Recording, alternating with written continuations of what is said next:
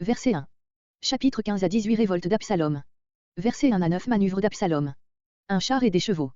C'est pour la première fois, dans l'histoire israélite, que nous voyons les chevaux employés comme instruments de luxe. Verset 2. L'avenue de la porte.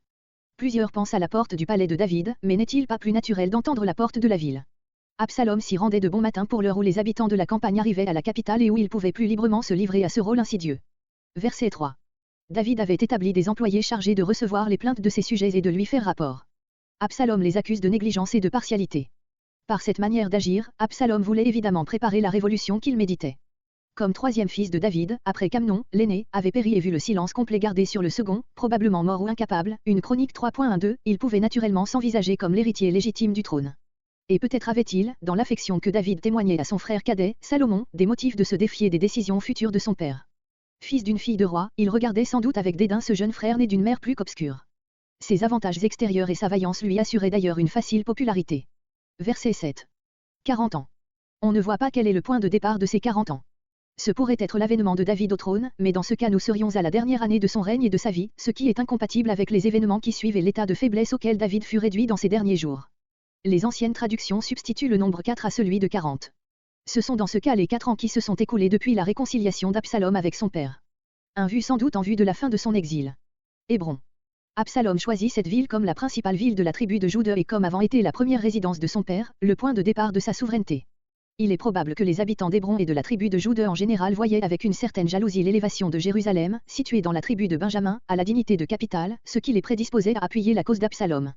Il est à remarquer qu'Ahitophel et Mse, général d'Absalom, étaient tous deux judéens et qu'entre toutes les tribus ce fut celle de Juda qui témoigna la dernière sa sympathie à David, de Samuel 19.12 et suivant. Verset 10. Verset 10 à 30 Révolte d'Absalom et fuite de David. Verset 11. 200 hommes de Jérusalem. Absalom les prend avec lui, quoiqu'ils ne fussent pas initiés au complot, espérant qu'ils se laisseront entraîner dans le mouvement, ou sinon qu'il pourra les garder comme otages. Verset 12. Ahitophel s'était rendu d'avance dans la ville de Gilo, voisine d'Hébron, pour être à portée d'Absalom aussitôt que la révolte éclaterait. C'était un homme habile et considéré, dont la participation au complot devait en assurer le succès. Verset 14. Fuyons. On est surpris de la pusillanimité de David, qui avait autrefois montré une si grande énergie. Mais ce n'était pas seulement la puissance chaque jour croissante du parti d'Absalom, ou la défiance que lui inspirait l'attitude de la population de Jérusalem, qui brisait en lui toute force de résistance, c'était le désir d'éviter à Jérusalem les horreurs d'un siège et surtout le sentiment qu'il y avait ici un châtiment de Dieu qu'il devait accepter. En même temps il lui restait l'espoir que cette dispensation humiliante aurait un terme et qu'il serait rétabli après que Dieu aurait accompli ses desseins. On voit percer cet espoir dans le dos qu'il fait à Tsiba des propriétés de son maître, de Samuel 16.4, dos qui ne pouvait avoir de valeur qu'autant qu'il aurait lui-même recouvré le pouvoir. Verset 17. La dernière maison, une maison située en dehors de la ville, entre la porte de la ville et le cédron. Verset 18. Kérétien. Voir de Samuel 8.18. Gittétien. Ces 600 hommes paraissent être les mêmes que ceux dont il a été plusieurs fois parlé, 1 Samuel 30.9, et qui étaient appelés de ce nom parce que David les avait amenés avec lui de Guès quand il était rentré dans le pays. Verset 19. Ittai. Celui-ci, qui sans doute avait le commandement de cette troupe, de Samuel 18.2, était d'origine gittétienne, comme tel, n'était pas tenu au même devoir envers David que les sujets de celui-ci. David le délie donc de ses engagements et l'autorise à retourner soit chez lui avec ses compatriotes, soit simplement à Jérusalem. Verset 22. Passe, ou devant moi, ou le cédron. Les petits enfants, les enfants de David et ceux de ses gens, qui étaient confiés à la garde de cette troupe. Verset 23. Chemin du désert, le chemin qui traverse la contrée déserte entre Jérusalem et Jéricho. Verset 24. Ils déposèrent l'arche. Ils s'arrêtèrent pour attendre que tout le peuple de la ville qui voulait suivre David eût aussi passé le cédron et pour fermer la marche. Abiathar montait. Peut-être n'arrive-t-il qu'à ce moment, ce qui pourrait être un indice de son hésitation entre David et Absalom, comme plus tard lorsqu'il paraissait être décidé pour Adonijah contre Salomon, 1 Roi 2.26-27. Peut-être aussi ces mots signifient-ils qu'il montait en avant du cortège pour ouvrir la marche, comme l'autre sacrificateur devait la fermer. Verset 25. David ne veut pas compromettre la cause de Dieu en l'identifiant avec la sienne, car il sent bien que tout ceci est mérité. Verset 27.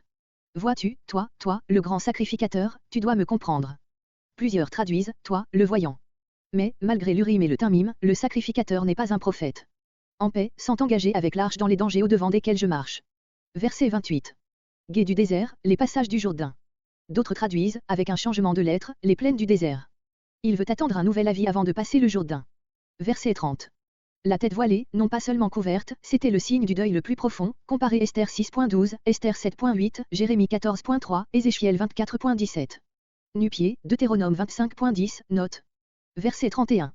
Verset 15.31 à 16.14 3 rencontres. Verset 31 à 37 Shuzaï. Ahitophel avait été longtemps conseiller intime de David, verset 12, celui-ci connaissait par conséquent son habileté. Verset 32.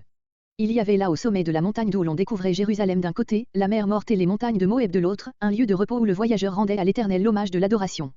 L'Archite, de la contrée des Archites, sur les confins d'Éphraïm, Josué 16.2, note. Verset 33. À charge, peut-être à cause de son âge avancé et des retards qu'il eût pu causer.